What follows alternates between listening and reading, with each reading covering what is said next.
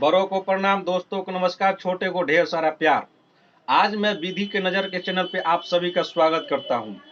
जैसे कि जानते हैं, ये मेरा तीसरा वीडियो है और मैं प्रयास कर रहा हूं कि आपकी सोच एक और आपकी बात करने का तरीका, अपने देश के कानून बात करने की शैलियों में, जिस तरह आप धर्म के बारे में बात करते हैं, धर्म की बात सुबह से उठते लेकर के शाम तक बच्चों से बूढ़ों में दोस्तों में बात करते हैं, वैसे ही आप संविधान और देश की कानून की बात करें, उसी पे हम मैं कार्य कर रहा हूँ। ये मेरा तीसरा वीडियो है।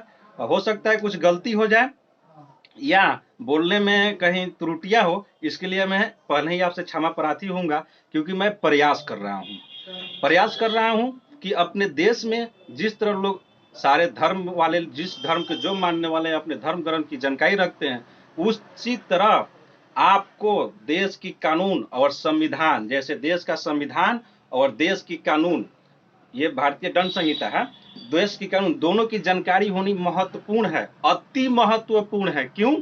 क्योंकि आपके साथ जो भी कार्य होती है, जो भी घटनाएं होती है, जिस हक के लिए लड़ते हैं, जो भी हक मिलता है, ये सब किससे मिलता है? देश के संविधान से, देश के कानून से। या आपके साथ कोई भी घटनाएं होती है, आप न्यायालय में जाते हैं, उसका न्याय कैसे मिलता है? देश के कानून से। लेकिन हमारे देश की सबसे बड़ी जनसंख्या इस सब से अनभिज्ञ है, कहती है कि अरे देख लेंगे, क्या होगा, मुझे क्या जानना है। हम तो देखते हैं बहुत सारे लोग, मेरे विदेशी मित्र भी हैं, भाई मेरे ही और बिहार से ही हैं। आप लोग जानते हैं कि बिहार के सबसे ज्यादा लोग खाड़ी देशों में रहते हैं, और जहाँ से हम बिलोंग करते हैं, जिस डिस्ट्रिक्ट से, रिमिटेंस इकोनॉमी यानी विदेशी पैसा सबसे ज्यादा मेरे ही जिला में आता है। तो वहां पे हम देखते, वहाँ उन लोगों से मैं जब बात करता हूँ, मिलता हूँ, तो वो लोग सबसे ज्यादा बात करते हैं कि अरे वहां पे ये करेंगे तो वो हो जाएगा, मौत हो जाएगा, रोड बीच चौराहे पे मार दिए जाओगे, ऐसा ऐसा सारी बात करते हैं। लेकिन जब अपनी देश की बात की जाती है, अरे यार ये तो जुर्म है, इसको मत करो। तो लेकिन वहां पे कहते हैं ये तो पता ही नहीं है हमको कि इसमें ये जुर्म है कि क्या है। तो यही हमको प्रेरित किया था। और बड़े पढ़े अच्छे अच्छे जानकार लोग से ही बात होती है, तो वो लोग भी अपने देश की कानून के बारे में नहीं जानते हैं। वो किसी वकील साहब या किसी न्याय के जानकार व्यक्ति से राय लेते हैं और कार्य करते हैं। मेरा इसी क्रम में मेरा मानना यही है कि नहीं भाई, आप सब जानिए, जिस तरह आप धर्म के बारे में जानते हैं, उस तरह आप देश के कानून और संविधान के बारे में जानिए। उसी के क्रम में मैं आपको जो बोला कि भारतीय दंड संहिता और भारतीय संविधान, इसी के आधार पर देश में हो रही घटनाओं पे हम लोग बात करेंगे। इसी बात के क्रम में हम देख रहे हैं कि सोशल मीडिया पर सबसे ज्यादा चल रहा है क्या जी? धर्म का मामला है। और धर्म एक ऐसा मामला है जिसपे न उंगली उठाई जा सकती है, नहीं कुछ कुछ। मैं भी धार्मिक हूँ, आप भी धार्मिक है, जो नास्तिक हैं वो भी धार्मिक ही है, उनका भी तर्क कुछ होगा। तो बहुत सारे धर्म है, सबको मैं सब धर्म का सम्मान करता हूँ, लेकिन मेरा एक ही प्रयास है कि धर्म के साथ आप कानून की जानकारी लगिए। अब हम लोग बात करते हैं, हो रही वर्तमान में सोशल मीडिया पे जो सबसे ज्यादा चलाया जा रहा है, देखा जा रहा है, सबसे ज्यादा फ्लोअर है, और सबसे इंटरनेशनल मीडिया द्वारा भी कवर किया जा रहा है, वो है धार्मिक गुरु धीरेन्द्र कृष्ण शास्त्री। गुरु कहिए या वो कथावाचक हैं, वो बागेश्वर धाम मध्य प्रदेश स्थान से बिलोंग करते हैं। उन्हीं के ऊपर ये वीडियो है, क्योंकि इसमें बनाने की मुझे जरूरत इसलिए पड़ा, इसमें देखना है कि एक बहुत बड़ा वर्ग उनको समर्थन कर रहा है, एक बहुत बड़ा वर्ग उनका विरोध भी कर रहा है। तो क्या जो समर्थन कर रहे हैं सही है, जो विरोध कर रहे हैं सही है, या जो धीरेन्द्र कृष्ण शास्त्री कर रहे हैं वो क्या सही कर रहे हैं, क्या गलत कर रहे हैं, क्या संविधान सम्मत है, क्या संविधान का उल्लंघन करता है? इसी पर बात करेंगे हम लोग। मैंने पहले ही बोला है कि जो भी बात करेंगे भारतीय संविधान, भारतीय दंड संहिता की बात करेंगे। तो इसी क्रम में मैं आपको बता दूं कि भारतीय संविधान में धर्म की परिभाषा कहीं नहीं कही गई है, लेकिन भारतीय संविधान में धर्म से संबंधित बात दो जगह की गई है। एक भारतीय प्रस्तावना में और भारतीय मौलिक भारतीय संविधान की प्रस्तावना में और मौलिक अधिकार में। तो प्रस्तावना में जहाँ दो चीज की चर्चा की गई है, जिसमें धर्मनिरपेक्ष, अब वो हो गया है पंथ निरपेक्ष। लेकिन धर्मनिरपेक्ष की परिभाषा भी आपको पूर्ण रूप से पता नहीं है कि क्या है। तो ये धर्मनिरपेक्ष क्या है?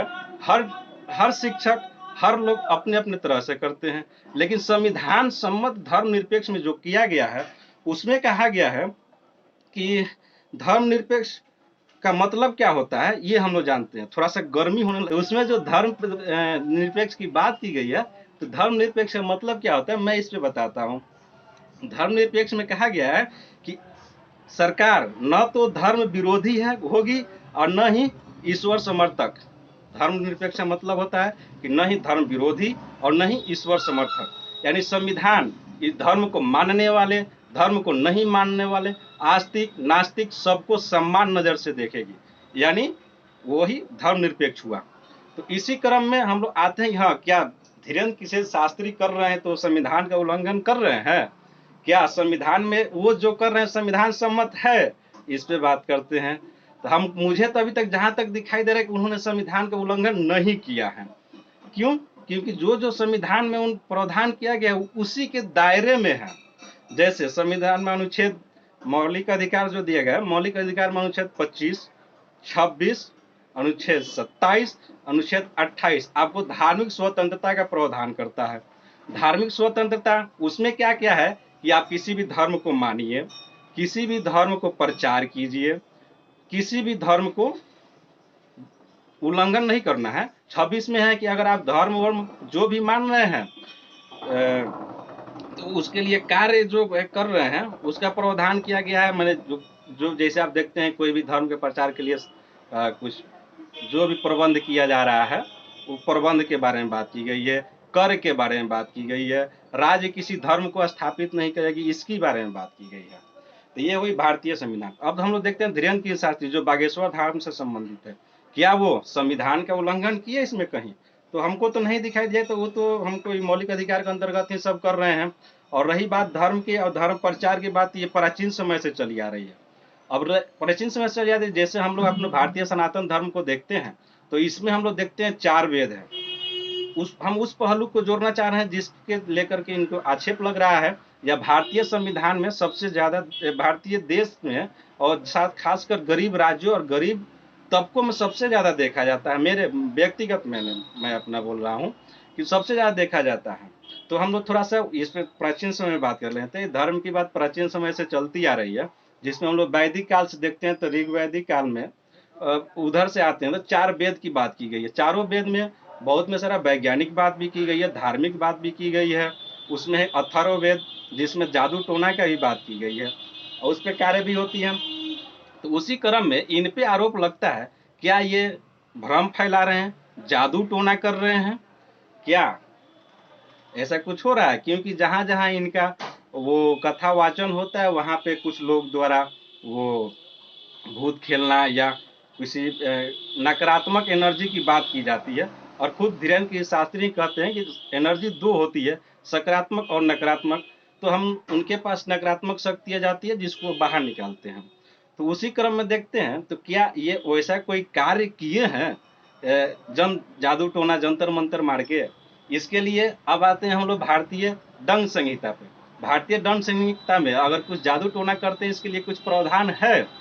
तो देखा जाए तो हम लोग भारतीय दंड संहिता में धर्म से संबंधित स्पष्ट रूप से कुछ नहीं कहा गया है, यानी जादू टोना से संबंधित कुछ नहीं कहा गया है। मैं धीरेन्द्र किशोर शास्त्री को जादू टोना से नहीं बता रहा हूँ, लेकिन मैं जानकारी के लिए दे रहा हूँ ये कि अगर जादू टोना होता है या डायन की बात पहले आती थी, डायन की बात होती है तो क्या कैसी है। तो इनमें देखते हैं हम लोग कि अनुच्छेद आईपीसी का धारा 107, आईपीसी का 307, आईपीसी 508, इसके अंतर्गत ये अगर आप किसी को कार्य करने के लिए उस्का रहे हैं तो आप पे दंड किया जाएगा, जुर्माना लगाया जाएगा, सजा दिया जाएगा।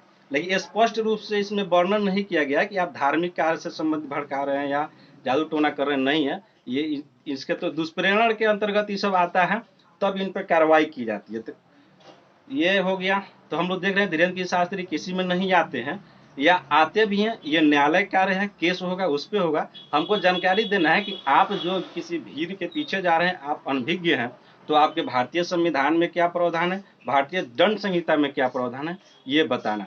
मैंने आपको 2 चीज बता दिया। भारतीय संविधान के मौलिक अधिकार अनुच्छेद 25, 26, 27, 28 में है जो प्रचार कर सकते हैं, धर्म को मान सकते हैं, ठीक। और आईपीसी में बता दिया कि धर्म की स्पष्ट चर्चा नहीं है, लेकिन धर्म से संबंधित कोई कांड होता है, जैसे पहले होता था कि डाइन को मार दिए बीच रोड पर कह के किसी महिला को, तो उस पर इसी दुष्प्रेरण के तहत लगाया जाता था। या कोई बाबा अभी वर्तमान में भी बहुत सारे न्यूज आते हैं कि उनको किसी बाबा द्वारा जंतर मंतर के द्वारा उनको आत्महत्या करने के लिए उत्साहित किया गया कि आपका जन्म अगले बार में होगा। कुछ दिन पहले न्यूज में आया था, एक पूरा परिवार ही चला गया था। तो वो लोग के लिए इसमें कोई चर्चा नहीं है, लेकिन इसको 307 के तहत 508 के तहत इन लोगों को केस की जाती है या सुनवाई की जाती है। ये तो हो गई बात। आज थोड़ा वीडियो लंबा जाएगा, मैं भी प्रयास करूंगा आप लोग कृपया पूरा वीडियो देखिए। और मेरा जो प्रयास है, आप दोस्तों में, भाइयों में, बच्चों में, घर में, परिवार में, कहीं भी संविधान और कानून की बात जरूर कीजिए। तो इसी क्रम में थोड़ा सा मैं आपको बता दूं, थोड़ा सा और मैं 2-3 मिनट बात करना चाहूँगा।